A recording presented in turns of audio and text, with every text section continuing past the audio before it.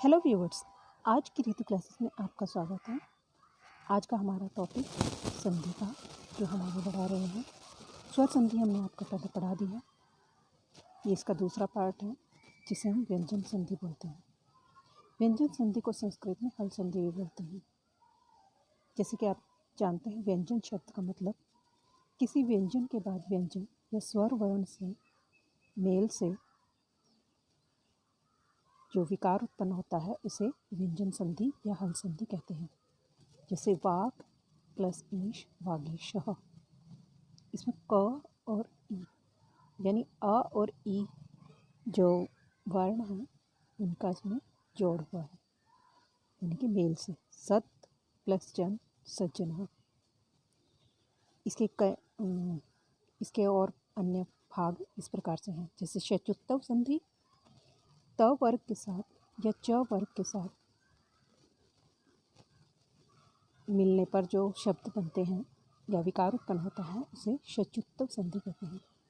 जैसे सत प्लस चित्त, इसमें आधा त और आधा त, छोटी ई और त यानी अ और छोटी ई मिलते हैं तो सच्चित, सत्य और ज्ञान।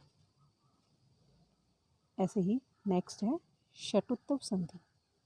षटुत्व संधि में क्या है कि त वर्ग के साथ या ट वर्ग के साथ इसमें श का प्रयोग किया जाता है। जैसे ही हम विकार इसमें उत्पन्न होता है उसमें श आ जाता है। जैसे रामस प्लस टिकते बराबर है रामस टिकते, यानी राम जाता है।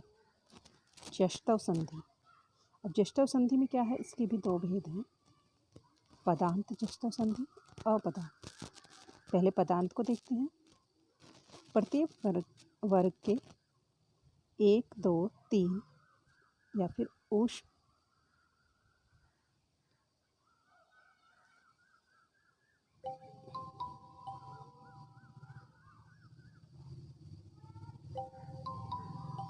प्रत्येक वर्ग के 1, 2 या 3 प्रथम द्वितीय तृतीय और ऊष्म के स्थान पर जश अपने वर्ण के तीसरे वर्ण से परिवर्तित हो जाता है। इसे जष्टव संधि कहते हैं। इसका एक उदाहरण देखिए, सत प्लस जन सज्जन। ऐसे ही अपदांत। अब अपदांत के बारे में देखिए।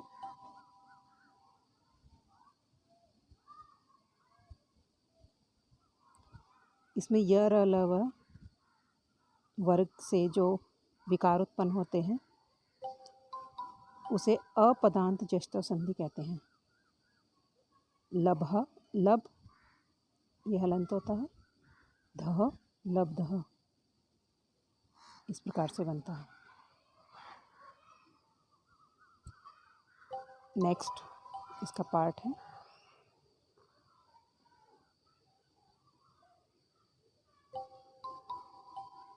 तो अब हम देखते हैं चरतव संधि। चरतव संधि में क्या होता है,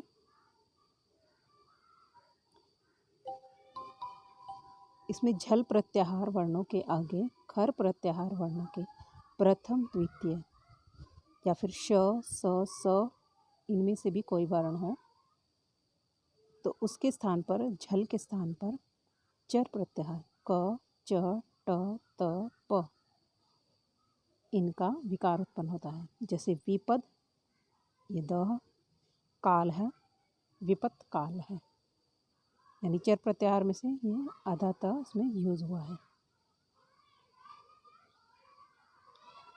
आगे देखते हैं अनुस्वार संधि।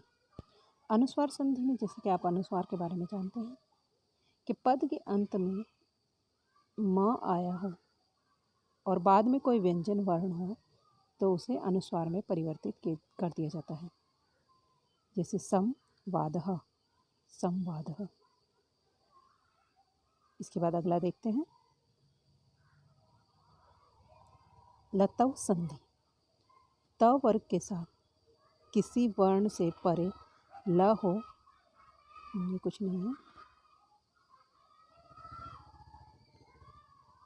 तो त वर्ग के स्थान पर आधा ल वाला ल यूज़ किया जाता है, जैसे उद प्लस लेखा उल्लेखा। इसके बाद अगला देखते हैं पर स्वर्ण संधि। पर स्वर्ण संधि में क्या होता है, अनुस्वार से परे यय प्रत्याहार यानी श स ह को छोड़कर अनुस्वार के स्थान पर सवर्ण अग्रिम वर्ण का सवर्ण वर्ग के पांचवा वर्ण होता है। धनम प्लस ज्य, इससे बनेगा धन ज्य, अंत में बनेगा धनंजय।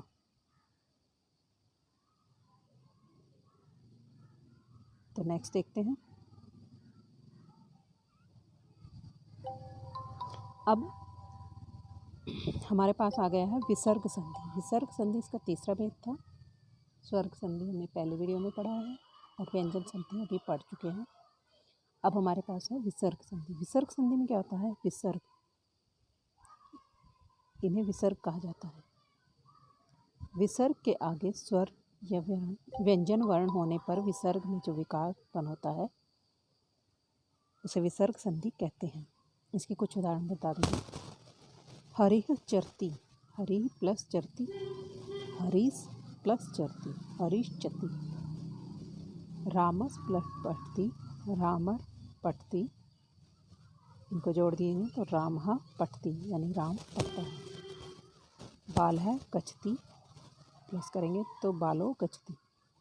वृक्षर फलति, वृक्षः फलति। हरिष्येते, हरिष्येते। गौर रंभते, गौ रंभते यानी गाय रंभाती है।